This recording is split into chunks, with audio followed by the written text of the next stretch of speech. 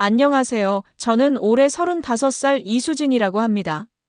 직장 생활을 하면서 평범한 결혼 생활을 꿈꿨는데 현실은 정말 달랐어요. 오늘은 제가 시댁에서 겪었던 일들과 그 과정에서 어떻게 제 자신을 지켜냈는지에 대한 이야기를 들려드리려고 해요. 결혼하기 전까지만 해도 저는 정말 순진했어요. 사랑하는 사람과 결혼하면 모든 게 행복할 거라고 생각했거든요. 그런데 시댁에 첫 인사를 드리러 갔을 때부터 뭔가 이상했어요.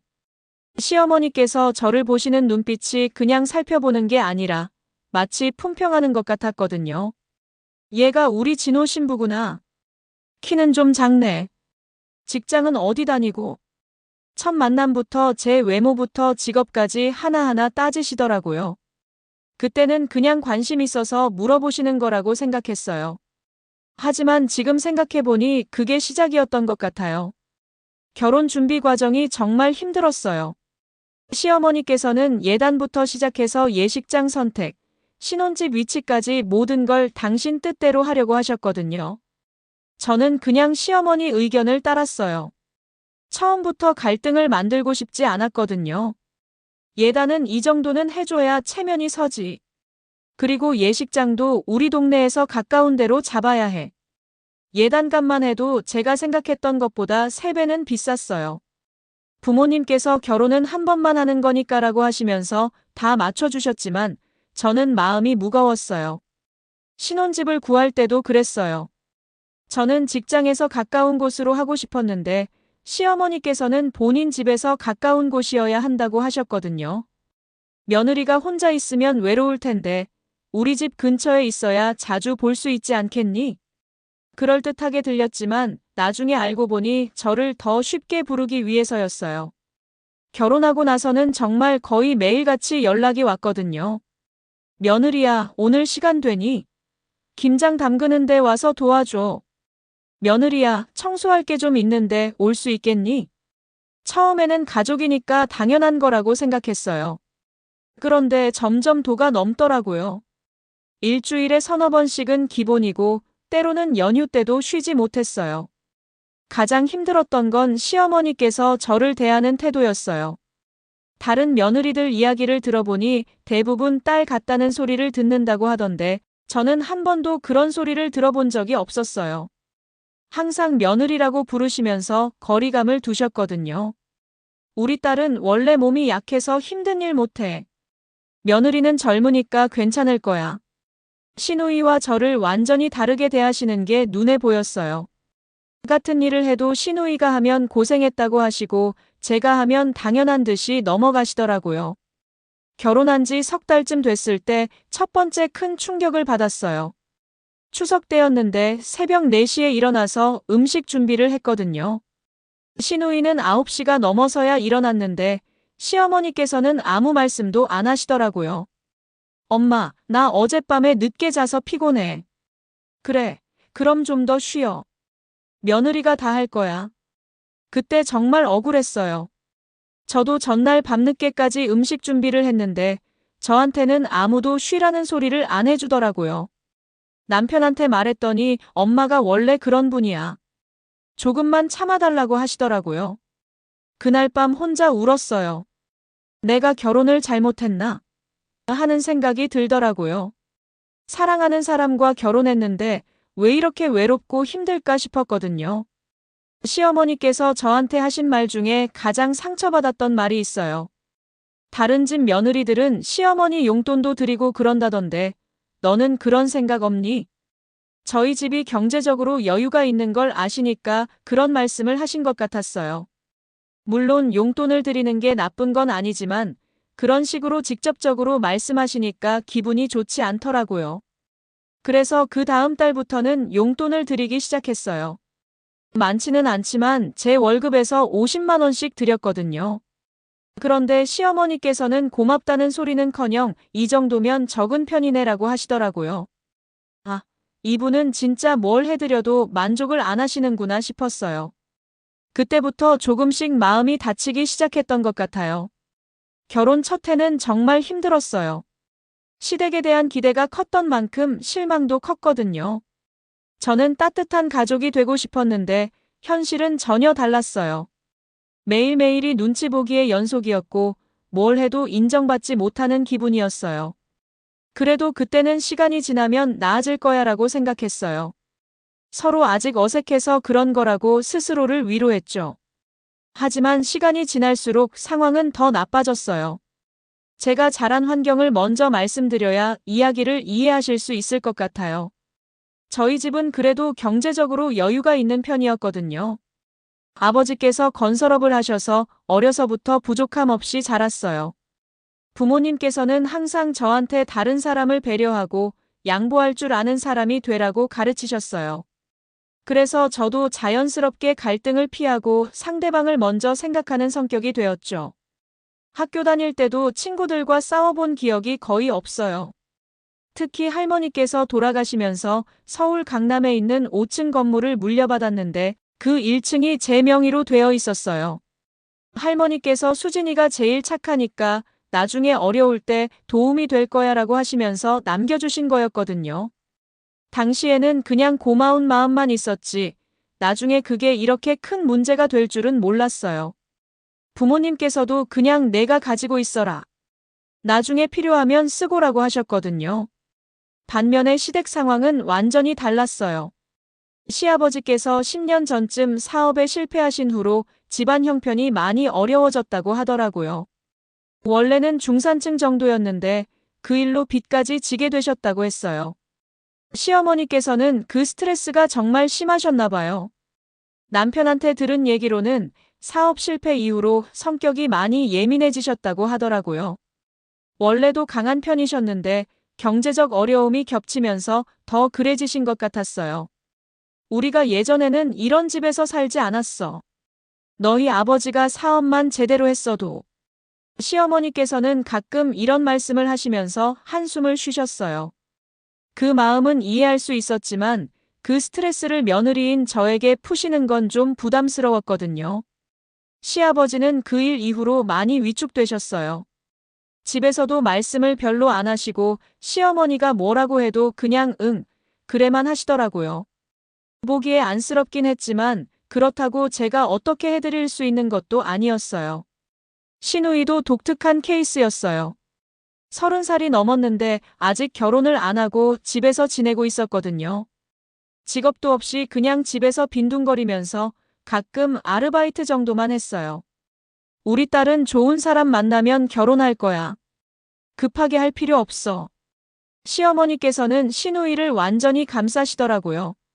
30 넘은 딸이 집에서 놀고 있어도 아무 말씀 안 하시고 오히려 딸은 집에 있어야 편해라고 하시면서요.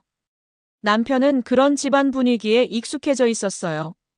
어려서부터 엄마 말씀 잘 들어야 한다고 배워서 그런지 시어머니께 반대 의견을 말하는 경우가 거의 없었거든요. 우리 엄마는 원래 그런 분이야. 마음은 좋으신데 표현이 좀 서툴러서 그래. 남편은 항상 시어머니를 감싸려고 했어요. 제가 힘들다고 하면 조금만 참아달라고 하시면서 근본적인 해결책을 찾으려고 하지는 않았어요. 결혼 전에는 이런 상황을 전혀 몰랐어요. 남편이 얘기해준 건 우리 집은 좀 엄격한 편이야 정도였거든요. 엄격한 것과 무례한 건 완전히 다른 얘기인데 말이에요. 처음 몇 달 동안은 이런 차이를 이해하려고 노력했어요. 경제적으로 어려우시니까 스트레스를 받으실 만하다, 가족끼리니까. 조금 불편해도 참아야지 이런 생각으로 넘어갔거든요. 그런데 시간이 지나면서 이게 일시적인 게 아니라 구조적인 문제라는 걸 깨달았어요. 시어머니께서는 며느리를 가족이 아닌 외부인으로 생각하고 계셨고 당신들의 경제적 어려움을 해결해줄 수단 정도로 보고 계시는 것 같았어요. 너희 집은 돈이 많으니까 이런 거 하나쯤은 해줄 수 있지 않니? 이런 말을 들을 때마다 정말 기분이 나빴어요. 가족이라면 서로 도와주는 게 당연하지만 그게 의무나 강요가 되어서는 안 되잖아요. 가장 답답했던 건 남편의 태도였어요.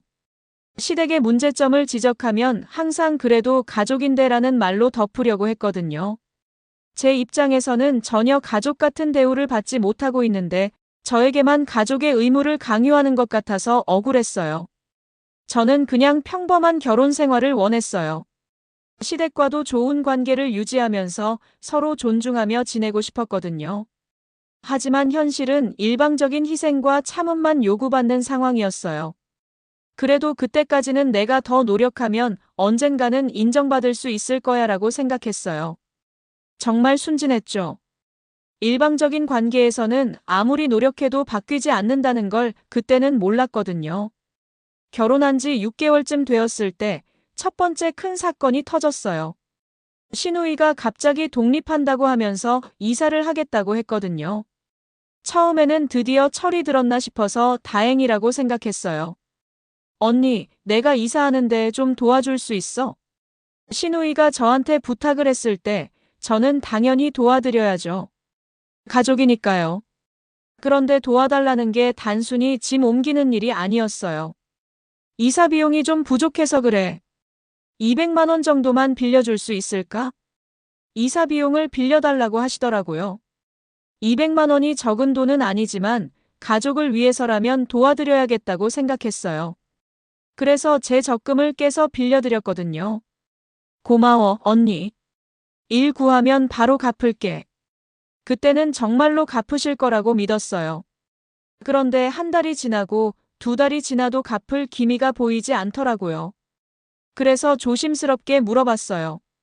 아가씨, 그때 빌려드린 돈 언제쯤 갚으실 수 있을까요? 아, 그거? 아직 일이 잘 안 풀려서 그래. 조금만 더 기다려줘. 미안해하는 기색도 없이 그냥 넘어가려고 하시더라고요.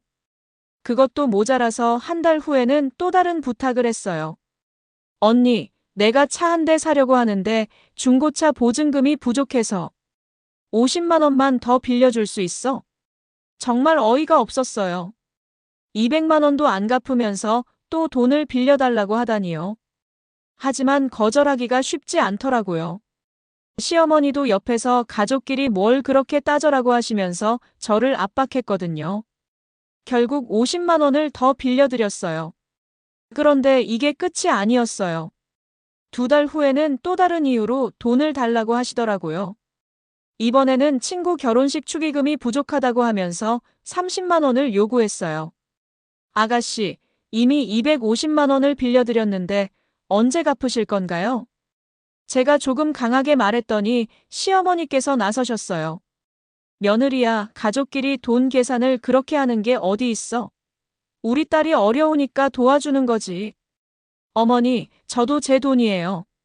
무작정 달라고 하시면 곤란해요. 그날 처음으로 시어머니께 제 의견을 분명히 말했어요. 그런데 시어머니께서 완전히 화가 나셨더라고요. 뭐? 지금 시어머니한테 그런 식으로 말하는 거야? 너희 집이 돈 좀 있다고 해서 우리를 무시하는 거야? 그런 게 아니라. 아니긴 뭐가 아니야.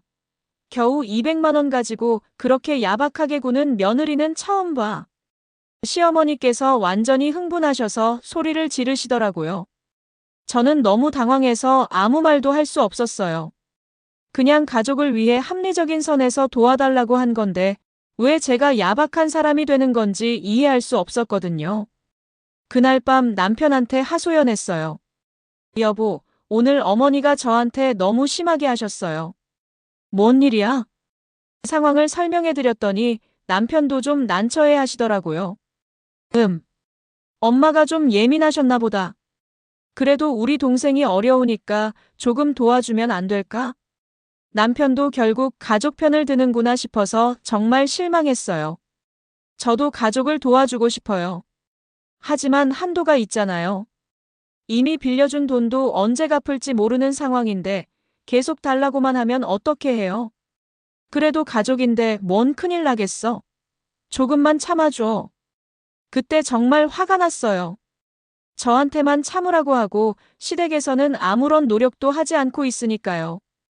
그 사건 이후로 시어머니와의 관계가 급격히 악화됐어요.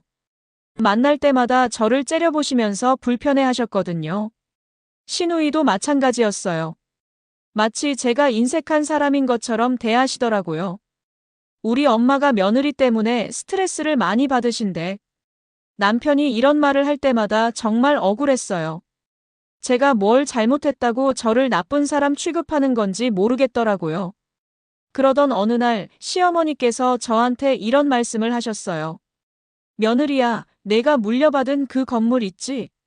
1층에서 뭘 하고 있니? 갑자기 왜 제 건물에 대해서 물어보시나 싶었어요. 지금은 작은 카페가 들어와 있어요. 임대료는 얼마나 받고? 한 달에 200만 원 정도요. 그럼 꽤 괜찮네. 혹시 계약 끝나면 우리가 좀 써도 될까? 그때 뭔가 이상하다는 생각이 들었어요. 왜 갑자기 제 건물에 관심을 보이시는 건지. 어머니, 갑자기 왜 그런 말씀을. 아, 우리가 장사 좀 해보려고 그래. 요즘 집에서만 있으니까 답답해서. 그럴듯한 이유였지만 뭔가 계산된 느낌이 들었어요. 제가 돈 문제로 선을 그었더니 이번에는 제 재산을 노리는 것 같았거든요. 어머니, 그 건물은 제가 할머니한테서 물려받은 거라서. 물려받은 게 어때서? 가족끼리 못 쓸 이유가 있어? 또 가족이라는 명분을 내세우시더라고요. 그런데 정작 저를 가족 취급해 주신 적은 한 번도 없으면서요. 그날 집에 와서 정말 많은 생각을 했어요. 이 사람들은 나를 정말 가족으로 생각하는 걸까? 아니면 그냥 이용할 수 있는 사람으로 생각하는 걸까? 점점 확신이 들었어요. 시댁에서는 저를 독립적인 인격체로 존중한 적이 없었어요. 항상 뭔가를 해주기를 바라고 제가 거절하면 가족의 의무를 다하지 않는다고 비난했거든요. 그때부터 마음속으로 경계선을 그었어요. 더 이상은 안 되겠다. 이런 식으로 계속 당할 수는 없어. 제 건물에 대한 시어머니의 관심이 점점 노골적으로 드러나기 시작했어요. 처음에는 언제 한번 구경하러 가도 될까? 라고 하시더니 나중에는 아예 임대 계약서 좀 보여줄 수 있니? 까지 요구하셨거든요. 어머니, 왜 갑자기 계약서를 보시려고 하세요? 그냥 궁금해서 그래. 요즘 임대업이 괜찮다던데 어떤 식으로 하는 건지 알고 싶어서. 그럴듯한 핑계였지만 저는 뭔가 의도가 있다는 걸 직감적으로 알 수 있었어요. 며칠 후에 시어머니께서 본색을 드러내셨거든요. 며느리야, 엄마가 부탁이 하나 있어. 네, 무슨 부탁이세요? 그 건물 1층, 우리가 좀 쓸 수 있겠니? 장사를 시작해보려고 하는데. 드디어 나왔구나 싶었어요. 처음에는 좀 써도 될까? 라고 하시더니 이제는 아예 달라고 하시는 거였어요. 어머니, 그 건물은 지금 임대 계약이 되어 있어서. 계약은 끝내면 되잖아. 어차피 가족이 쓰는 게 더 좋지 않겠어? 임대 계약을 끝내라고 하시더라고요. 한 달에 200만 원씩 들어오는 수입을 포기하고 시어머니께 공짜로 빌려주라는 뜻이었어요. 어머니, 그 임대료로 저희도 생활하고 있어서요. 너희는 둘 다 직장 다니잖아. 임대료 없어도 충분히 살 수 있어. 제 상황은 전혀 고려하지 않으시고 당신들 편리한 대로만 생각하시더라고요. 그리고 말이야, 내가 전에 우리한테 부동산 정보 잘못 알려줘서 우리가 손해본 거 있잖아. 그것 때문에 우리 집값이 3천만 원이나 떨어졌어. 아, 그 이야기가 나올 줄 알았어요. 몇 달 전에 시어머니께서 부동산 투자에 관심을 보이시면서 저한테 이것저것 물어보셨거든요. 저도 잘 모르는 상황에서 제가 아는 선에서 답변을 드렸던 건데 그걸 빌미로 삼으시는 거였어요. 어머니, 그때 저도 확실하지 않다고 말씀드렸잖아요. 확실하지 않으면 말을 하지 말았어야지. 우리가 그 말 믿고 대출까지 1억 원이나 받아서 집을 샀는데 시어머니께서 목소리를 높이시더라고요. 저는 정말 억울했어요. 제가 투자 전문가도 아닌데 왜 그런 중요한 결정을 제 말만 믿고 하셨는지 이해할 수 없었거든요. 그러니까 내가 책임져야 해. 우리 손해본 거 메꿔줘야지. 어머니, 그건 너무하신 말씀이에요. 투자는 본인 책임 아닌가요? 뭐가 너무해? 내가 잘못된 정보 줘서 우리가 손해봤는데. 그때 신우이도 끼어들었어요. 맞아, 언니. 우리 엄마가 언니 말 믿고 집 샀는데 이렇게 됐잖아. 당연히 책임져야지. 둘이 합세해서 저를 몰아붙이니까 정말 답답했어요. 남편은 또 어떻게 반응할지 뻔했고요. 그날 밤 남편한테 상황을 얘기했더니 역시나 예상대로였어요. 여보, 그래도 엄마가 너 말 믿고 투자하신 거니까 조금은 도와드려야 하지 않을까?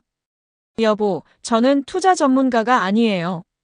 그냥 제가 아는 선에서 답변한 건데 그걸로 이렇게 책임지라고 하면 어떻게 해요? 그렇긴 하지만 그래도 가족인데 또 가족인데라는 말이 나오더라고요. 저는 정말 화가 났어요. 그럼 저는 가족이 아닌가요? 왜 저한테만 희생을 강요하세요? 그런 뜻이 아니라. 아니에요. 결혼한 지 1년이 넘었는데 저를 가족 취급해준 적이 언제 있었어요? 항상 뭔가 달라고 하고 제가 거절하면 가족의 의무를 다하지 않는다고 하고 그때 정말 많이 울었어요. 그동안 쌓였던 스트레스가 한꺼번에 터진 것 같았거든요. 며칠 후 시어머니께서 다시 연락을 하셨어요. 며느리야, 엄마가 너무 감정적으로 말한 것 같다. 그래도 우리가 손해본 건 사실이니까 건물 1층만이라도 좀 써보면 안 될까? 이번에는 좀 더 부드럽게 접근하시더라고요. 하지만 요구사항은 똑같았어요. 어머니, 정말 어려워요. 그 임대료로 저희도 생활비 충당하고 있거든요. 그럼 이렇게 하자. 우리가 임대료의 반은 드릴게. 월 100만 원씩. 월 100만 원이라. 원래 200만 원 받던 걸 100만 원에 빌려달라는 얘기였어요.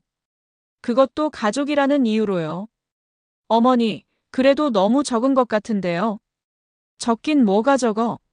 밖에서 빌리려면 보증금도 내야 하고 복잡한데 우리는 가족이니까 그런 거 없이 해주는 거잖아. 결국 자기들 편한 대로만 계산하시는 거였어요. 제가 손해보는 건 전혀 고려하지 않고요. 그때부터 시어머니의 압박이 더 심해졌어요. 며칠에 한 번씩은 전화가 왔어요.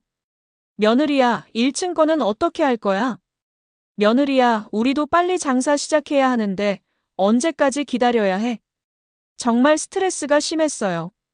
직장에서도 집중이 안 되고 밤에도 잠을 제대로 못 잤거든요. 어느 날은 시누이까지 나섰어요. 언니, 우리 엄마가 언니 때문에 잠도 못 주무신대. 그냥 빌려드리면 안 돼? 아가씨, 저도 어려운 상황이에요. 어려운 게 뭐가 있어? 언니는 월급도 받고 언니 남편도 돈 버는데 우리는 수입이 없다고. 시누이는 자기가 일을 안 하는 건 생각하지 않고 저희한테만 도움을 요구하더라고요. 가장 화가 났던 건 이런 말을 했을 때였어요. 언니, 솔직히 말해서 언니가 우리 집안에서 얻은 게 뭐가 있어? 우리 오빠랑 결혼해서 좋은 집안 며느리 됐잖아. 정말 기가 막혔어요. 제가 뭘 얻었다는 건지 모르겠더라고요. 결혼하고 나서 스트레스만 받고 있는데 말이에요.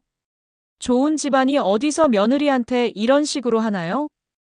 이런 식이 뭐야? 가족끼리 서로 도와주는 게 당연한 거 아니야? 저는 정말 답답했어요.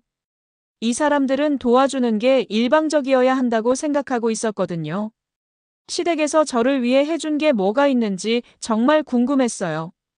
그날 밤, 저는 중요한 결정을 내렸어요. 이대로는 안 되겠다. 뭔가 확실하게 보여줘야 해. 이 사람들은 말로는 안 통하는 것 같았어요. 계속 가족이라는 명분을 내세우면서 일방적인 희생만 강요하니까요. 그래서 좀 더 확실한 방법을 생각해 보기 시작했어요. 제 친구 중에 연극을 전공한 애가 있었거든요.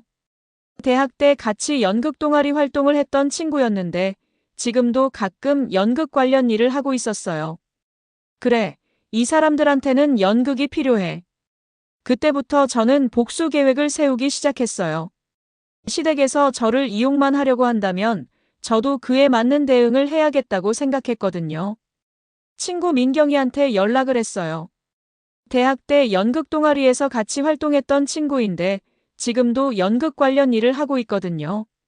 민경아, 나 부탁 하나 있는데 들어줄 수 있어? 뭔 일인데? 목소리가 심각하네. 민경이한테 상황을 설명해 줬어요. 시댁에서 어떻게 저를 대하고 있는지, 제 건물을 빼앗으려고 하는지 모든 걸 털어놨거든요. 세상에, 그런 시댁이 어디 있어? 완전 막장이네. 민경이도 제 상황에 완전히 공감해 주더라고요. 그래서 연극 한번 해보려고 해. 이 사람들한테는 말로는 안 통할 것 같아서. 오케이. 재밌겠는데? 어떤 연극을 할 건데? 저는 민경이한테 제 계획을 설명했어요. 시어머니와 시누이가 제 건물을 탐내고 있으니까 그 건물이 사실은 문제가 있다는 걸 보여주는 연극을 하자고요. 건물이 압류됐다고 하는 거야. 세금을 못 내서 나라에서 가져간다고 하면 어떨까? 우와, 완전 사이다 각본인데. 나 이런 거 완전 좋아해. 민경이는 연극 전문가답게 금방 아이디어를 내더라고요. 그럼 가짜 공무원 역할 할 사람도 필요하고 이사업체 사람들도 필요하겠네. 응. 그리고 압류 집행 현수막도 만들어야 하고. 오케이. 우리 극단 사람들한테 부탁해 볼게. 이런 거 하면 진짜 좋아할 거야. 민경이는 정말 적극적으로 도와주겠다고 했어요. 그리고 며칠 후에 연락이 왔어요. 수진아, 다 준비됐어. 사람 5명 섭외했고 트럭도 빌렸어. 정말? 고마워, 민경아. 근데 언제 할 거야? 다음 주 토요일에 시어머니랑 시누이가 건물 보러 온다고 했어. 그때 하면 될 것 같아. 완벽하네. 그럼 리허설 한번 해보자. 민경이와 함께 세부 계획을 짰어요. 시어머니들이 오기 전에 미리 건물 앞에서 이사 작업을 하는 연기를 하고 가짜 압류 현수막도 걸어놓기로 했어요. 가장 중요한 건 가짜 공무원 역할이었어요. 민경이 극단에서 나이가 좀 있는 남자 배우를 섭외해줬거든요. 정말 공무원같이 생겨서 완벽했어요. 이분이 김 과장님이에요.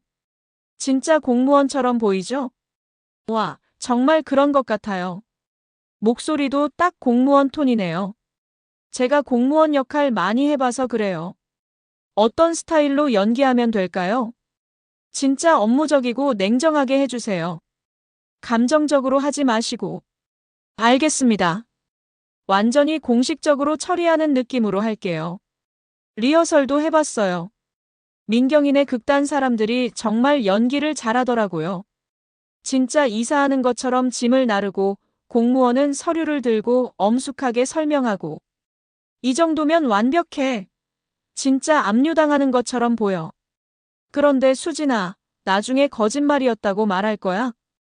응, 당연히 말할 거야. 이건 그냥 교훈을 주려고 하는 거니까. 좋아. 그럼 정말 재밌겠네. 계획을 세우면서 저는 처음으로 속이 시원했어요.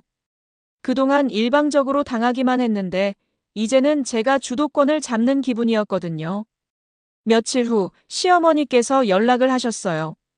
며느리야, 토요일에 건물 구경 가도 되겠니? 네, 좋아요. 11시쯤 오시면 돼요. 그래, 우리 딸이랑 같이 갈게. 임대 계약 언제 끝나는지도 알아봐야 하고. 완전히 제 건물을 차지할 생각으로 오시는 거였어요. 저는 속으로 웃었어요. 과연 그날에도 같은 소리를 하실 수 있을지 보자. 토요일이 다가오면서 저는 조금 긴장이 되기 시작했어요. 혹시 들킬까 봐서요. 하지만 민경이가 계속 용기를 줬어요. 걱정하지 마. 우리가 연기 전문가들이야. 절대 안 들켜. 그래도 혹시나 해서. 수진아, 너 지금까지 얼마나 힘들었어? 이 정도는 해도 돼. 오히려 너무 착하게 살았어. 민경이 말이 맞았어요. 저는 정말 착하게만 살려고 했는데 그게 오히려 독이 된 것 같았거든요. 금요일 밤에는 잠이 잘 안 왔어요. 내일이면 드디어 제 계획이 실행되는 날이니까요. 설레면서도 걱정되고 복잡한 심정이었어요. 내일 시어머니가 어떤 반응을 보이실까? 상상만 해도 재밌었어요. 그동안 제 건물을 탐내던 시어머니와 시누이가 건물이 압류됐다는 소식을 들으면 어떤 표정을 지을지요. 토요일 아침, 저는 일찍 일어나서 민경이한테 연락했어요. 민경아, 준비 다 됐어? 응. 지금 트럭도 도착했고 현수막도 걸었어. 완벽해. 정말 고마워. 나중에 밥 꼭 사줄게. 괜찮아. 이런 재밌는 일 할 기회가 어디 있어. 나도 완전 기대돼. 드디어 시어머니와 시누이가 도착할 시간이 다가왔어요. 저는 마음을 단단히 먹고 연기를 시작할 준비를 했어요. 자, 이제 시작이다. 토요일 아침 10시 30분, 저는 건물 근처에 도착했어요. 민경인의 극단 사람들이 이미 완벽하게 준비를 해놨더라고요. 진짜 이사 트럭도 있고 긴급 압류 집행이라고 쓴 현수막도 걸려 있고 사람들이 정말로 짐을 나르고 있었어요. 와, 진짜 같은데? 나도 속을 뻔했어. 그치? 우리가 얼마나 공들여 준비했는데. 저 공무원 복장 봐. 완전 리얼하지. 김 과장님 역할을 맡은 배우분이 정말 공무원복을 입고 서류 가방까지 들고 계시더라고요. 시어머니가 언제쯤 올 예정이에요? 11시요. 이제 곧 올 거예요. 그럼 지금부터 본격적으로 연기 시작할게요. 정말 완벽했어요. 사람들이 카페 집기들을 트럭에 옮기고 있고 공무원은 건물 주인이랑 뭔가 중요한 얘기를 하는 것처럼 연기하고 있고 드디어 시어머니와 시누이가 나타났어요. 멀리서 보니까 완전 기대에 부풀어 있는 표정이었어요. 아마 드디어 저 건물이 우리 거가 되는구나 이런 생각을 하고 계셨을 거예요. 그런데 건물 앞 상황을 보시더니 표정이 급변하시더라고요. 어머, 저게 뭐야? 시어머니께서 깜짝 놀라시면서 저한테 다가오셨어요. 수진아, 여기 무슨 일이야? 왜 이삿짐 차가 있어? 저는 미리 연습한 대로 당황한 척했어요. 어머니, 죄송해요. 갑자기 일이 생겨서. 갑자기 일이 뭐야? 그때 공무원 역할하는 배우분이 다가왔어요. 혹시 건물주 가족분들이세요? 네, 그런데 여기 무슨 일이? 세무서에서 나왔습니다. 이 건물에 대한 체납세금 때문에 오늘부로 압류 집행을 하게 되었습니다. 정말 완벽한 연기였어요. 목소리도 딱 공무원 톤이고 표정도 업무적이고 시어머니는 완전히 멘붕 상태가 되셨어요. 압류라니? 그게 무슨 말이야? 건물주께서 상속세 및 재산세를 3년 동안 체납하신 상태입니다. 총 체납액이 3억 2천만 원이고 오늘까지 납부하지 않으시면 경매로 넘어갑니다. 3억 2천만 원이라고? 시누이도 완전히 놀라더라고요. 언니, 세금을 그렇게 많이 안 냈어? 저는 억울한 척 연기했어요. 저도 모르고 있었어요. 아버지께서 사업하실 때 문제가 있었나 봐요. 그럼 지금 어떻게 되는 거예요? 공무원이 서류를 보면서 설명했어요. 일단 오늘 중으로 건물을 비워야 합니다. 그리고 체납세를 납부하지 못하시면 한 달 후에 경매로 넘어갑니다. 시어머니는 완전히 화가 나신 표정이었어요.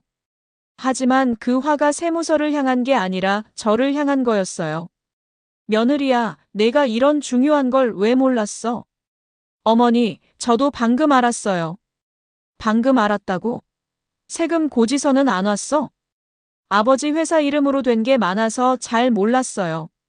사실 이런 디테일한 설정도 미리 준비해뒀거든요. 시어머니께서 추궁하실 걸 예상하고요. 시누이가 중간에 끼어들었어요. 그럼 우리는 어떻게 해? 장사하려고 했는데. 죄송해요. 저도 어떻게 해야 할지 모르겠어요. 공무원이 다시 말했어요.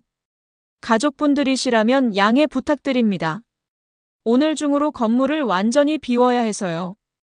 그때 시어머니께서 저한테 화를 내시기 시작했어요. 내가 관리를 어떻게 한 거야? 이런 큰일을 어떻게 몰랐어? 어머니, 저도 피해자예요. 피해자가 뭐야? 내 건물인데 내가 몰랐다고? 저는 속으로 웃고 있었어요. 얼마 전까지만 해도 이 건물을 탐내시던 분이 이제는 완전히 다른 반응을 보이고 계시니까요. 그럼 이제 어떻게 할 거야? 3억을 구해야 해요. 그런데 어디서 그 돈을 구하죠? 시누이가 갑자기 물어봤어요. 언니네 부모님한테 부탁하면 안 돼? 글쎄요. 그런 큰 돈을 갑자기 달라고 하기는. 시어머니도 거들었어요. 그래도 가족인데 도와주시겠지? 참 신기했어요. 저한테는 항상 가족이니까 희생하라고 하시면서 정작 당신들이 도움이 필요할 때는 제 부모님한테 기대하시는 거였어요. 공무원이 시계를 보더니 말했어요. 죄송하지만 시간이 많지 않습니다. 오후 5시까지 건물을 비워주세요. 알겠습니다. 시어머니와 시누이는 완전히 실망한 표정으로 돌아가셨어요. 그동안 얼마나 제 건물을 탐내고 계셨는지 그 표정만 봐도 알 수 있었거든요. 그분들이 떠나고 나서 민경이가 나타났어요. 어땠어? 완전 대박이었지? 정말 완벽했어. 시어머니 표정 봤어? 완전 멘붕이었어. 김 과장님 연기 어땠어? 진짜 공무원 같았지? 완전 리얼했어. 나도 진짜인 줄 알 뻔했다고. 저는 정말 속이 시원했어요. 그동안 일방적으로 당하기만 했는데 처음으로 주도권을 잡은 기분이었거든요. 하지만 이제 시작이었어요.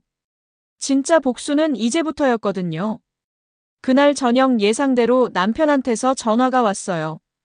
여보, 엄마가 연락하셨는데 건물이 압류됐다고. 응, 갑자기 세무서에서 나와서 그러더라고. 세금을 그렇게 많이 안 낸 거야? 아버지 사업할 때 문제가 있었나 봐. 나도 몰랐어. 남편도 완전히 믿고 있었어요. 그럼 이제 어떻게 해? 글쎄, 3억을 어디서 구하지? 우리 부모님한테 부탁해볼까? 역시나 제 부모님 얘기가 나오더라고요. 그런 큰 돈을 갑자기 달라고 하기는 좀 그렇지 않을까? 그래도 말씀은 드려봐야지. 저는 좀 더 시간을 끌고 싶었어요. 시댁에서 어떤 반응을 보이는지 더 보고 싶었거든요. 일단 며칠 더 생각해 볼게. 다음 날 일요일 시어머니께서 전화를 하셨어요. 며느리야, 어제 일은 어떻게 할 거니? 어머니, 저도 고민 중이에요. 내 부모님한테 말씀드려봤어? 아직 못 드렸어요. 왜? 빨리 말씀드려서 도움을 요청해야지. 정말 신기했어요. 어제까지만 해도 제 건물을 탐내시던 분이 이제는 완전히 관심이 없어지셨더라고요. 혹시 나중에 건물을 되찾으면 우리가 쓸 수 있을까? 아직도 포기 안 하고 계시는 거였어요. 어머니, 지금 그런 걸 생각할 상황이 아니에요. 그렇긴 하지만, 그래도 혹시나 해서 정말 집요하시더라고요. 건물이 압류됐다는데도 여전히 그 건물에 대한 미련을 버리지 못하고 계시는 거였어요. 저는 이제 2단계 계획을 실행에 옮길 때가 됐다고 생각했어요. 주일 정도 시간을 끈 후, 저는 본격적인 2단계 계획을 실행에 옮겼어요. 시어머니와 시누이가 아직도 제 건물에 대한 미련을 버리지 못하고 계셔서요. 어머니, 좋은 소식이 있어요. 무슨 소식? 세금 문제를 해결할 방법을 찾았어요. 시어머니 목소리가 갑자기 밝아지시더라고요. 정말? 어떻게? 아는 세무사한테 물어봤는데 분납으로 할 수 있다고 하더라고요. 한 번에 다 내지 않아도 된대요. 물론 이것도 거짓말이었어요. 하지만 시어머니를 더 확실하게 교육시키기 위한 계획의 일부였거든요. 그럼 건물을 되찾을 수 있다는 거야? 네, 시간은 좀 걸리겠지만 가능할 것 같아요. 그럼 우리가 장사할 수 있는 거야? 역시나 바로 그 얘기가 나오더라고요. 건물이 위험에 처했을 때는 관심도 없다가 다시 되찾을 수 있다고 하니까 바로 자기들 계획을 말씀하시는 거였어요. 어머니, 일단 문제부터 해결하고 나서 생각해야죠. 그렇긴 하지만 그래도 우리 계획도 염두에 둬줘. 정말 끈질기셨어요. 며칠 후 저는 시어머니께 또 다른 소식을 전했어요. 어머니, 좀 복잡한 상황이 생겼어요. 또 무슨 일이야? 분납으로 하려면 보증인이 필요하다고 하네요. 그리고 보증인의 재산 상태도 확인한다고 해요. 보증인? 네, 혹시 어머니가 보증인이 되어 주실 수 있으세요? 시어머니가 잠시 말을 못 하시더라고요. 그게 우리 집 상황이 좀 그래서. 아, 이제야 솔직하게 나오시는구나 싶었어요. 평상시에는 제 재산을 탐내시면서 정작 당신이 보증을 서야 하는 상황이 되니까 사정을 말씀하시는 거였어요. 그럼 어떻게 하죠? 내 부모님한테 부탁해보면 어떨까? 결국 또 제 부모님 얘기가 나오더라고요. 정말 일관성 있으시더라고요. 부모님한테 말씀드려 볼게요. 그날 밤 저는 부모님께 상황을 설명드렸어요. 물론 연극이라는 건 말씀 안 드리고 시댁에서 어떻게 저를 대하고 있는지만 말씀드렸거든요. 아이고, 우리 딸이 그런 고생을 했구나. 어머니께서 정말 속상해 하시더라고요. 시어머니가 내 건물을 달라고 했다고? 네, 공짜로 빌려달라고 하셨어요. 아버지께서도 화가 나셨어요. 그런 시댁이 어디 있어? 며느리 재산을 뺏으려고 하다니.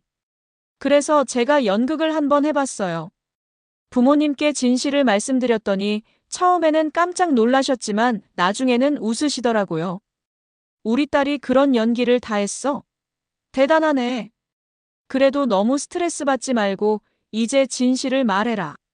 네, 이제 마무리할 때가 된 것 같아요. 며칠 후, 저는 시어머니께 최종 연락을 드렸어요. 어머니, 세무 문제 해결됐어요. 정말? 네, 부모님께서 도와주셔서 세금을 다 냈어요. 아이고, 다행이다. 그럼 이제 건물을 다시 쓸 수 있는 거지? 네, 그런데 어머니. 왜? 사실 제가 고백할 게 있어요. 뭘? 건물이 압류된 건 거짓말이었어요. 시어머니가 잠시 말을 못 하시더라고요. 뭐라고? 연기였어요. 제 친구들이 도와준 거예요. 연기라고?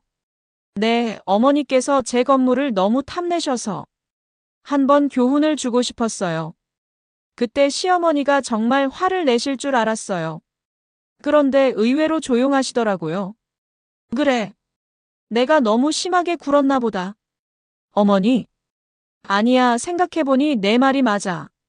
내가 너무 내 것만 탐냈어. 시어머니께서 처음으로 자신의 잘못을 인정하시는 거였어요. 미안하다, 며느리야. 그동안 내가 너를 너무 힘들게 했지. 어머니, 내가 그런 연기까지 할 정도로 스트레스를 받았다는 게 내 잘못이야. 그때 저는 정말 놀랐어요. 시어머니께서 이렇게 솔직하게 사과하실 줄은 몰랐거든요. 앞으로는 정말 조심할게. 내 것은 내 거고 우리 것은 우리 거야.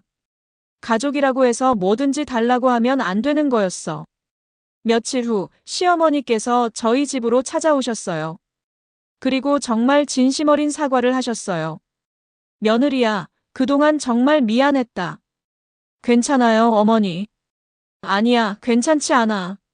내가 너를 가족으로 대한 게 아니라 그냥 뭔가 해달라고만 했잖아. 시어머니께서 눈물까지 흘리시더라고요. 앞으로는 정말 다르게 대할게. 너도 우리 딸같이 생각하고 대하겠어.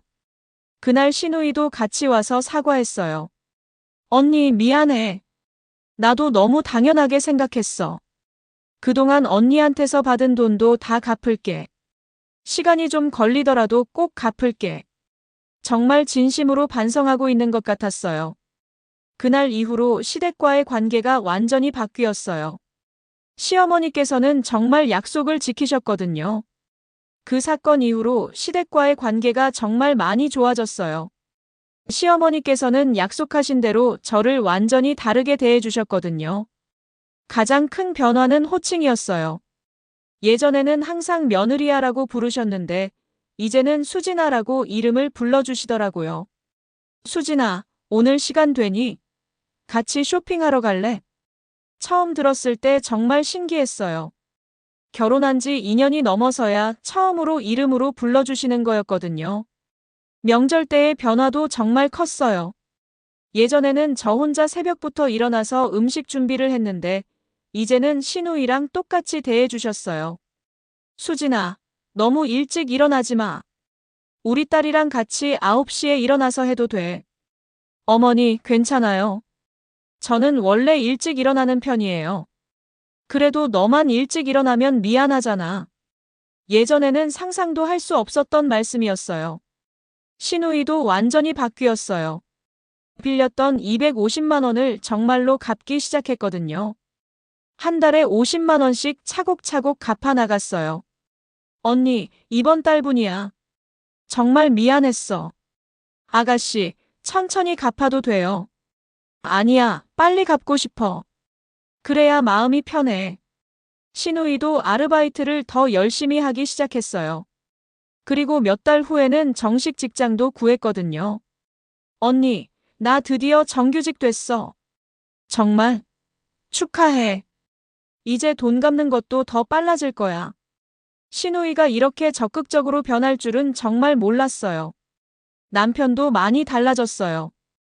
예전에는 항상 시댁 편만 들었는데 이제는 제 입장을 먼저 생각해 주려고 하시더라고요. 여보, 그때 정말 미안했어. 내가 너 편을 들어줬어야 했는데. 괜찮아요. 이제 다 지난 일이에요. 아니야, 괜찮지 않아.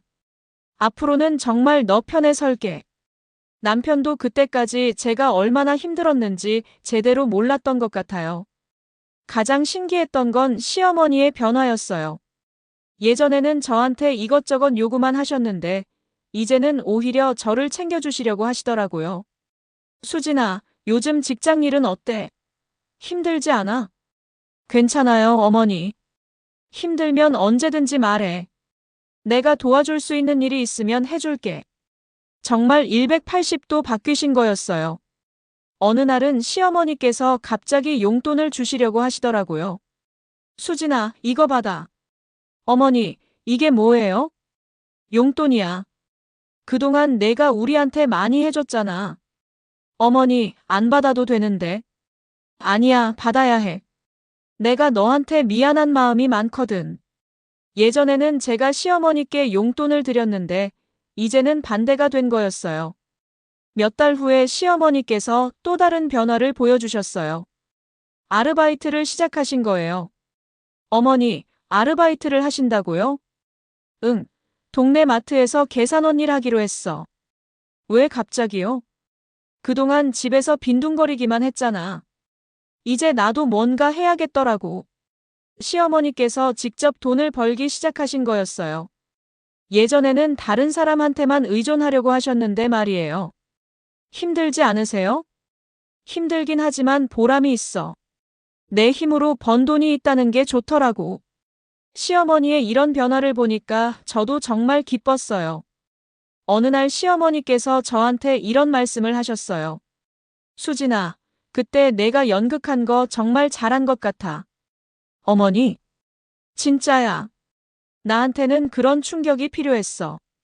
그렇지 않았으면 계속 그런 식으로 살았을 거야. 어머니, 내가 얼마나 스트레스 받았을지 이제야 알겠어. 정말 미안했다. 시어머니께서 진심으로 고마워하시는 걸 보니까 제 선택이 옳았다는 생각이 들었어요. 시아버지도 조금씩 변화를 보이기 시작했어요. 예전에는 집에서 말씀을 거의 안 하셨는데 이제는 가족 대화에 적극적으로 참여하시더라고요. 수진아, 직장 생활 힘들지? 요즘 젊은 사람들 고생이 많다던데. 괜찮아요, 아버지. 뭔 어려운 일 있으면 언제든지 말해. 내가 도와줄 수 있는 건 도와줄게. 시아버지께서도 저를 진짜 가족으로 받아들이기 시작하신 거였어요. 몇 달이 지난 후 저는 정말 많은 걸 배웠다는 생각이 들었어요. 무조건 참고 양보하는 게 미덕이 아니라는 걸 깨달았거든요. 때로는 자신을 지키기 위해서 강하게 나서야 할 때도 있다는 걸 배웠어요. 그리고 진정한 가족 관계는 일방적인 희생이 아니라 서로에 대한 존중에서 시작된다는 것도요. 물론 제가 한 방법이 최선은 아니었을 수도 있어요. 하지만 그 상황에서는 그 정도의 충격이 필요했던 것 같아요. 말로는 안 통했거든요. 가장 중요한 건 결과였어요. 시댁 식구들 모두가 변했고, 저도 성장했고, 우리 가족 관계도 훨씬 건강해졌거든요. 지금 생각해보면 그 연극은 단순한 복수가 아니라 가족 모두를 위한 필요악이었던 것 같아요. 모든 사람이 자신의 잘못을 깨닫고 변화할 수 있는 계기가 되었으니까요. 그 사건이 있은 지 1년이 지났어요. 정말 많은 것들이 변했거든요. 가장 큰 변화는 저 자신이었어요. 예전에는 항상 다른 사람 눈치를 보면서 살았는데, 이제는 제 의견을 분명하게 말할 수 있게 됐어요. 직장에서도 그렇고 집에서도 그렇고요. 수진 씨, 요즘 많이 달라졌네요. 더 당당해진 것 같아요. 직장 동료들도 제 변화를 알아봐 주더라고요. 그래요? 좋은 의미에서요? 물론이죠. 예전에는 좀 소극적이었는데 이제는 자신감이 넘쳐요. 직장 생활도 훨씬 수월해졌어요. 업무에 집중할 수 있게 되니까 성과도 좋아졌고 상사한테도 인정을 받게 됐거든요. 수진 씨, 이번 프로젝트 정말 잘했어요. 팀장 승진 후보로 추천해 놓을게요. 정말요? 감사합니다. 시댁 문제로 스트레스를 받을 때는 상상도 할 수 없었던 일이었어요. 시댁과의 관계도 정말 안정적이 됐어요. 이제는 진짜 가족 같은 느낌이에요. 시어머니께서는 정말 약속을 잘 지키세요. 수진아, 오늘 내가 좋아하는 반찬 해놨어. 가져가려무나. 어머니, 감사해요. 가족이 뭘 감사해. 내가 더 고마워. 예전에는 제가 뭘 해드려도 당연하게 받으셨는데, 이제는 작은 것에도 고마워하시더라고요. 시누이는 정말 완전히 다른 사람이 됐어요. 정규직에 취업한 후로 자신감도 생기고 독립적으로 변했거든요. 언니, 나 이번 달에 원룸 계약했어. 정말? 축하해. 처음으로 내 돈으로 내 집을 구하는 거야. 완전 뿌듯해. 시누이가 이렇게 적극적으로 살아가는 모습을 보니까 정말 기뻤어요. 빌렸던 돈도 약속대로 다 갚았어요. 언니, 마지막 50만 원이야. 이제 다 갚았어. 고생 많았어, 아가씨. 아니야, 내가 해야 할 일이었어. 정말 미안했고 고마웠어. 남편과의 관계도 훨씬 좋아졌어요. 예전에는 시댁 문제로 자주 다퉜는데, 이제는 그런 일이 거의 없거든요. 여보, 요즘 우리 정말 행복한 것 같아. 맞아. 예전에는 왜 그렇게 복잡했을까? 그때는 서로를 이해하지 못했던 것 같아. 앞으로는 정말 행복하게 살자. 건물도 계속 잘 운영되고 있어요. 카페 사장님이 계약을 연장하겠다고 하셔서 안정적인 수입이 보장됐거든요. 사장님, 계약 연장 감사해요. 제가 더 감사하죠. 좋은 위치에 합리적인 임대료로 써서. 혹시 불편한 건 없으세요? 전혀요. 오히려 더 오래 쓰고 싶어요. 시어머니께서는 더 이상 제 건물에 대해서 말씀하지 않으셔요. 대신 당신만의 일을 찾아서 하고 계시거든요. 어머니, 마트 일은 어떠세요? 재밌어. 손님들이랑 대화하는 것도 좋고 돈 버는 보람도 있고. 힘들지 않으세요? 처음에는 힘들었는데 이제 익숙해졌어. 뭔가 하는 게 있으니까 하루하루가 보람돼.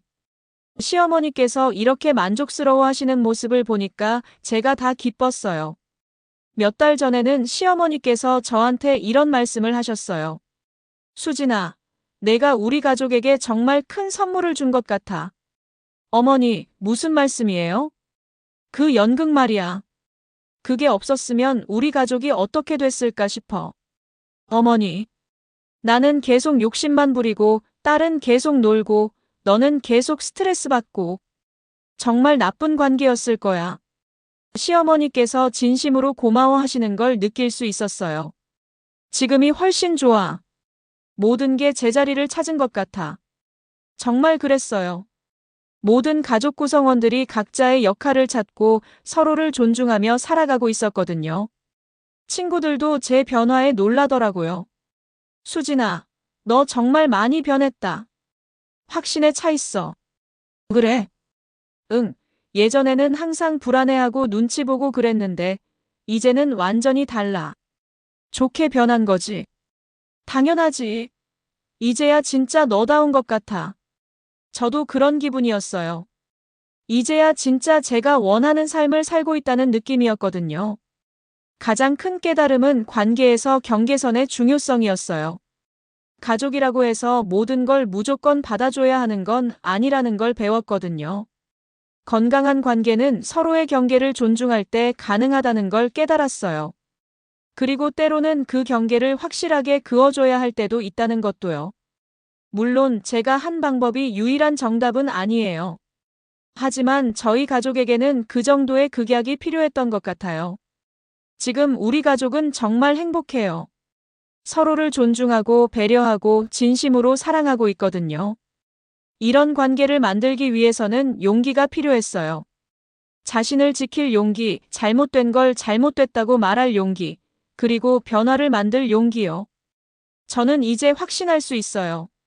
진정한 가족 관계는 희생이 아니라 존중에서 시작된다는 것을요. 이제 그 일이 있은 지 2년이 다 되어가요. 정말 많은 것들이 변했어요. 그리고 제가 가장 크게 변했다고 생각해요. 예전에 저를 돌이켜보면 정말 착하기만 한 사람이었어요. 아니, 착한 게 아니라 그냥 갈등을 피하고 싶어서 무조건 참기만 했던 사람이었죠. 다른 사람을 배려하고 양보하는 게 미덕이야. 부모님의 가르침을 따라 살아왔지만 그게 때로는 독이 될 수도 있다는 걸 깨달았어요. 배려와 양보는 상호적이어야 하는 거였거든요. 지금의 저는 정말 다른 사람이 된 것 같아요. 여전히 다른 사람을 배려하지만 그렇다고 해서 제 자신을 희생하지는 않아요. 직장에서도 그렇고 인간관계에서도 그래요. 필요하면 아니오라고 분명하게 말할 수 있게 됐거든요. 수진 씨, 이번 주말에 추가 업무 좀 해줄 수 있어요? 죄송한데 이번 주말은 개인 약속이 있어서 어려울 것 같아요. 예전 같았으면 무조건 내라고 했을 텐데 이제는 제 상황도 고려해서 대답할 수 있게 됐어요. 시댁과의 관계도 정말 안정적이에요. 모든 가족 구성원이 각자의 자리를 찾았거든요. 시어머니는 여전히 마트에서 일하고 계세요. 그리고 그 일을 정말 즐기고 계시더라고요. 수진아, 오늘 마트에서 재밌는 일이 있었어. 어떤 일이에요? 단골 할머니가 나한테 요즘 표정이 밝아졌다고 하시더라고. 정말요? 그러게. 나도 모르게 밝아진 것 같아. 뭔가 하는 게 있으니까 기분이 좋더라고. 시어머니께서 이렇게 만족스러워 하시는 모습을 보면 정말 뿌듯해요. 시누이는 독립해서 잘 살고 있어요. 가끔 연락해서 안부도 물어보고 명절 때는 예쁜 선물도 가져오고요. 언니, 이번에 승진했어. 정말? 축하해. 언니 덕분이야. 그때 충격을 받고 정신 차렸거든. 내가 노력한 거지. 내가 뭘 했다고. 아니야, 언니가 안 그랬으면 난 계속 그렇게 살았을 거야. 시누이도 진심으로 고마워하더라고요. 남편과의 관계는 어떻게 보면 가장 많이 변했어요. 예전에는 시댁과 저 사이에서 애매한 위치에 있었는데 이제는 확실하게 제 편이 되어주거든요. 여보, 요즘 우리 정말 행복한 것 같아. 맞아. 그때 생각하면 정말 많이 변했지. 내가 너를 제대로 지켜주지 못해서 미안했어. 이제 와서 무슨 소리야? 지금이 좋으면 됐지. 남편도 그때의 일을 통해 많이 배운 것 같아요. 가족의 의미가 뭔지, 진짜 우선순위가 뭔지 말이에요. 직장 생활도 정말 잘 풀렸어요. 팀장으로 승진도 했고 담당하고 있는 프로젝트도 성공적으로 진행되고 있어요. 팀장님, 이번 분기 성과가 정말 좋네요. 다들 고생해주신 덕분이에요. 아니에요. 팀장님의 리더십이 좋아서 그래요. 예전 같았으면 이런 칭찬을 들어도 아니에요. 저는 부족해요라고 했을 텐데 이제는 적당히 겸손하면서도 자신감 있게 받을 수 있게 됐어요. 건물 운영도 순조로워요. 1층 카페는 여전히 잘 되고 있고 2층에는 새로운 사무실이 들어왔거든요. 사장님, 임대료는 월 250만 원이면 어떠세요?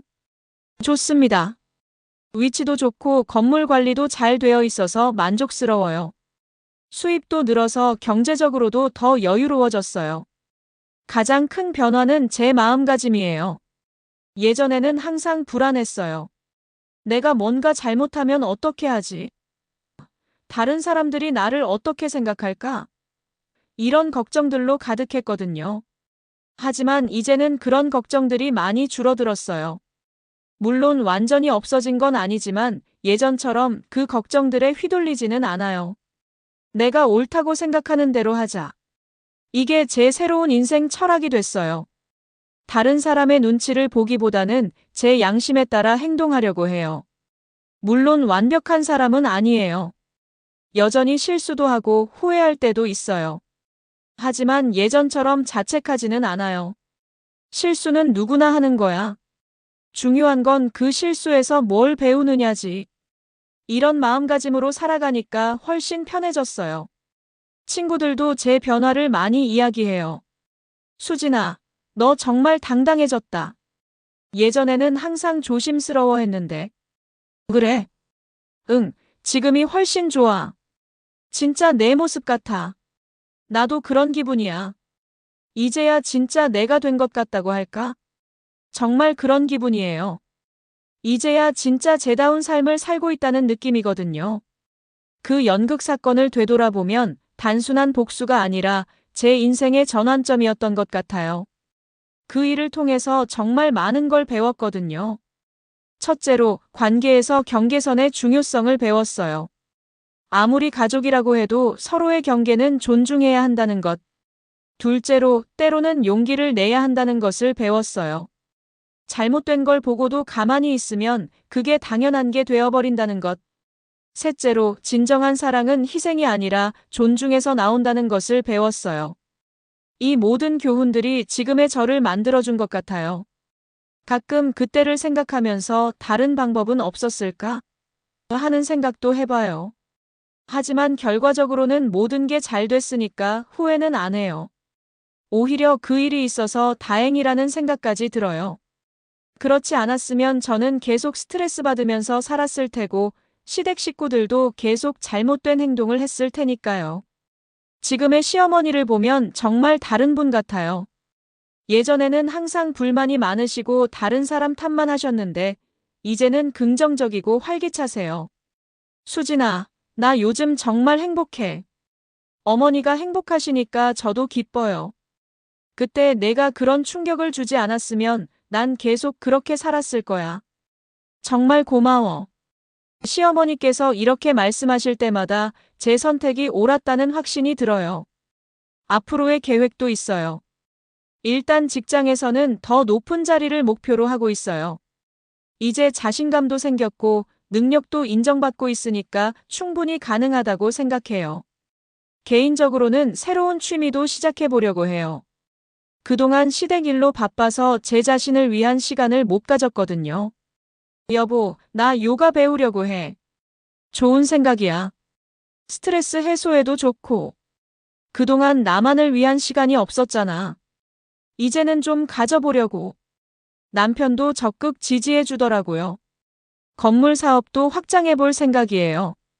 다른 건물을 하나 더 매입해서 임대업을 키워보려고 해요. 여보, 강남에 괜찮은 건물 하나 나왔는데 어때? 투자 가치가 있을 것 같아? 응, 위치도 좋고 향후 개발 계획도 있어서 전망이 밝아. 경제적 독립성을 더 키워나가고 싶어요. 무엇보다도 제가 배운 교훈들을 다른 사람들과도 나누고